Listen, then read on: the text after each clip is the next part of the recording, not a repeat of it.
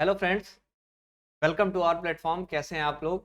आशा करता हूं कि स्वस्थ होंगे। तो कल आपकी क्लास नहीं हो पाई, मंडे को कुछ स्वास्थ्य को लेकर इशू था, इसके कारण आपकी क्लास नहीं हो पाई थी, स्थगित कर दी गई थी।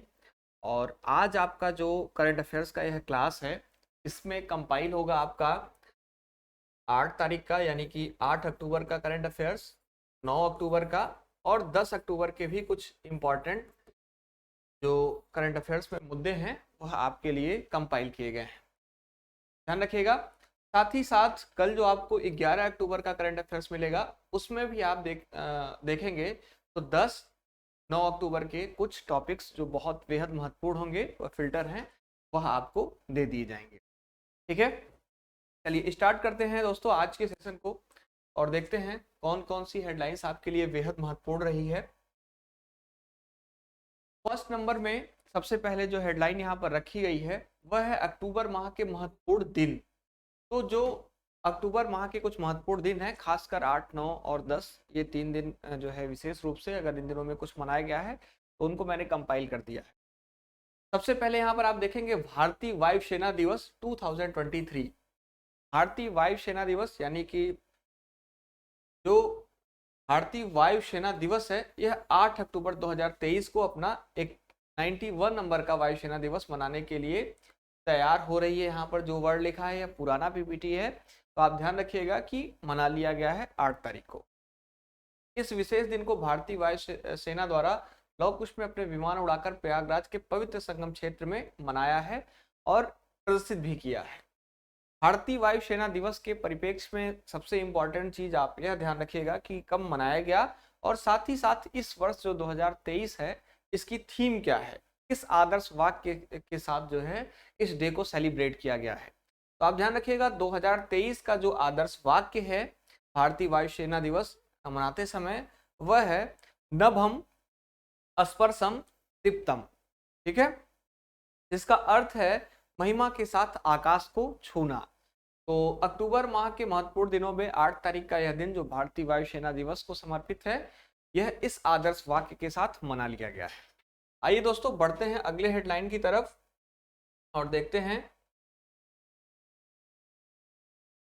विश्व डाक दिवस।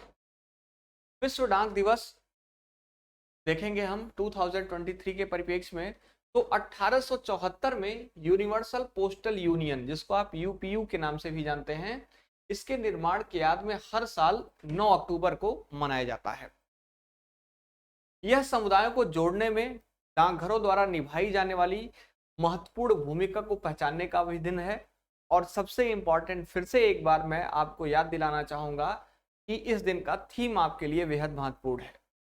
2023 में इसकी थीम है एक साथ है, विश्वास के लिए सुरक्षित और जुड़े भविष्य के सहयोग, भविष्य के लिए सहयोग करना। तो इस थीम के साथ इस डे को भी जो है सेलिब्रेट किया गया, जो आपका 9 अक्टूबर को मनाया जाता है। अगली हेडलाइन देखिएगा, यहाँ पर शामिल है अगली हेडलाइन के रूप में विश्व मानसिक स्वास्थ्य दिवस 2023। तो आज 10 अक्टूबर है जब इस लेक्चर को हम लोग देख रहे हैं, रिकॉर्ड कर रहे हैं। तो 10 अक्टूबर को हर साल जो है विश्व मानसिक स्वास्थ्य दिवस मनाया जाता है और यह एक प्रकार का वैश्विक पहल है। 10 अक्टूबर को विश्व मानसिक स्वास्थ्य दिवस एक वैश्विक पहल है, जिसमें आप देखेंगे मानसिक कल्याण के महत्व को मनाने के लिए संगठनों और व्यक्तियों का जो है, व्यक्तियों को एक मंच पर एक जो है एक साथ लाना इसका ध्येय होता है। तो आप ध्यान रखिएगा विश्व मानसिक स्वास्थ्य दिवस 2023 को भी जो है।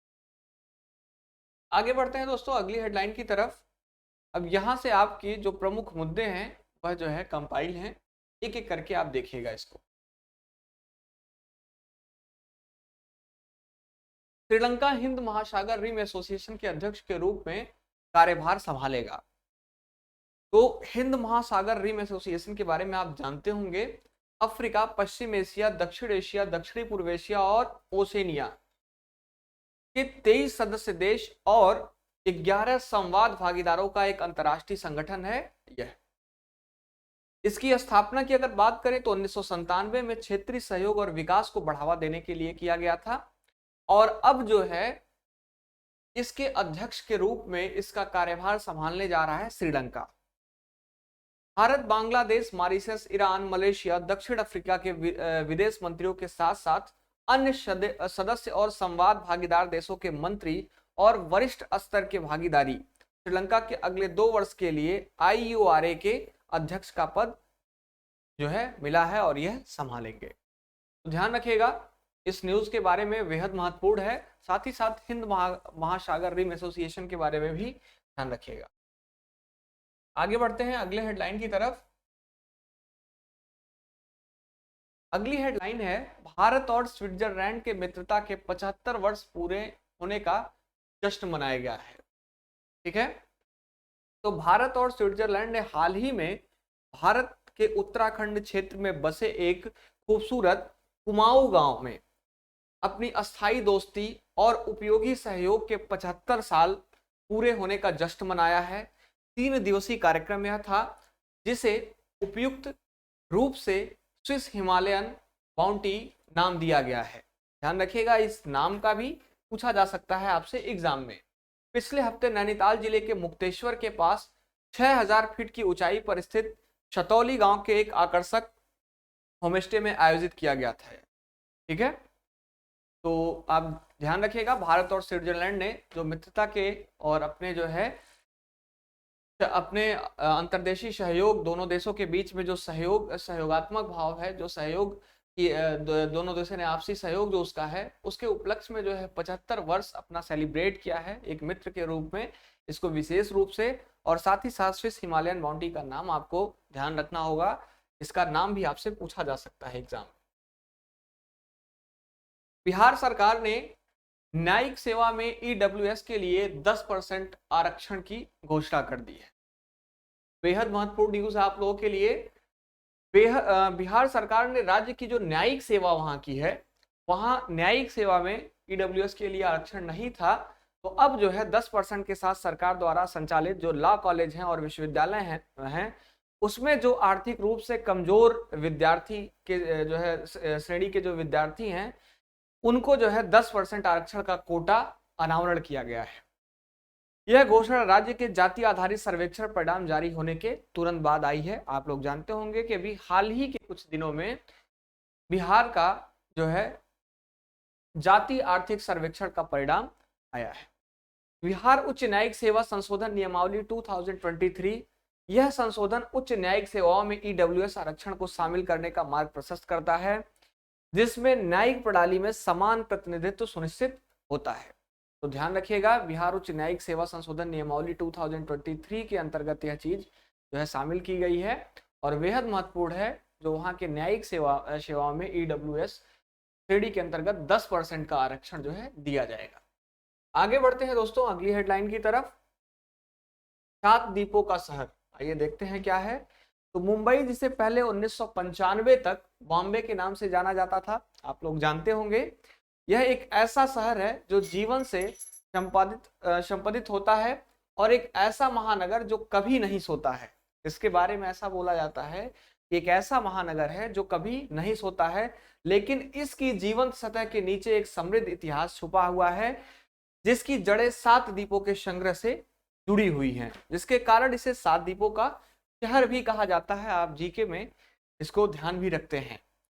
इसका एक उपनाम भी है। यह लेख एक दलदली द्वीप समूह से मुंबई के उस हलचल भरे शहर में परिवर्तन पर प्रकाश डालता है जिसे आज हम जानते हैं, और 7 द्वीपों में से प्रत्येक इसके अनूठे पड़ोस की खोज करते हैं। तो ध्यान रखिएगा, यह भी न्यूज में था। 7 द्वीपों का शहर तो मुंबई को बोला जाता है, आपके लिए बेहद महत्वपूर्ण है। यह 7 द्वीपों का संग्रह इसको बोला जाता है। अगली हेडलाइन आप लोगों के लिए है दोस्तों, yes bank ONDC network gift card पेश करने वाला पहला ऋणदाता बन गया है। ठीक है, भारत के एक प्रमुख वित्तीय संस्थान यस बैंक ने ONDC नेटवर्क गिफ्ट कार्ड पेश करके डिजिटल वाणिज्यिक क्षेत्र में एक महत्वपूर्ण छलांग लगाई है। यह कदम यस बैंक को ऐसा कार्ड जारी करने वाला देश का पहला बैंक बनाता है जो open network for digital commerce के साथ साझेदारी में इस जो है शामिल है, और इस पहल का उद्देश्य भारतीय उपभोक्ताओं के लिए खरीद के अनुभव को बदलेगा या बदलना है। ONDC network gift card RuPay network का लाभ उठाता है, जो भारत में एक घरेलू भुगतान प्रणाली है। आप लोग जानते होंगे रुपए ने अपनी विश्वसनीयता और सामर्थ्य के कारण लोकप्रियता हासिल की है, जिससे यह डिजिटल लेन देन के लिए एक पसंदीदा विकल्प भी बन गया है। चलिए आगे बढ़ते हैं दोस्तों अगली हेडलाइन की तरफ। भारतीय नौसेना में 360 डिग्री मूल्यांकन प्रणाली शुरू की गई है। भारतीय नौसेना ने सफेद वर्दी में अपने समर्पित महिलाओं और पुरुषों के पेशेवर और व्यक्तिगत विकास को स्वीकार करने और बढ़ावा देने के लिए 360 डिग्री मूल्यांकन तंत्र नामक एक परियोजना शुरू की है। भारतीय नौसेना के बारे में अगर हम देखें तो यह हमेशा अपने परिचालन दक्षता की आधारशिला के रूप में अपने कर्मियों को प्राथमिकता दी है। सफेद वर्दी में सेवा करने वाले पुरुष और महिलाएं भारतीय नौसेना के सिर्फ फर्स्ट दृष्टिकोण में महत्वपूर्ण भूमिका निभाते हैं, जो नौसेना संचालन की सुरक्षा और प्रभावशीलता को अन्य सभी से ऊपर रखता है। यह दृष्टिकोण एक कुशल, प्रेरित और एकजुट कार्यबल के महत्वपूर्ण महत्व को भी रेखांकित करता है। तो ध्यान रखिएगा, यह जो परियोजना है भारतीय नौसेना ने जो 360 डिग्री मूल्यांकन प्रणाली शुरू की है इसको। आगे बढ़ते हैं दोस्तों अगली हेडलाइन पर।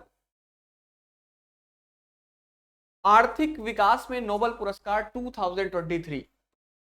चिंता करने की बात नहीं है, जैसा कि मैंने आपसे प्रॉमिस किया है कि कई सारी वीडियो आपको सेपरेट दी जाएंगी। जैसे एशियन गेम्स की जो है जितने भी एशियन गेम्स में मेडल्स आए, जो भी इंपॉर्टेंट मेडल्स रहे, उसमें जो भी इंपॉर्टेंट पहलू होंगे एशियन गेम्स को लेकर, उसका एक कंपाइल वीडियो आपको मैं दे दूंगा।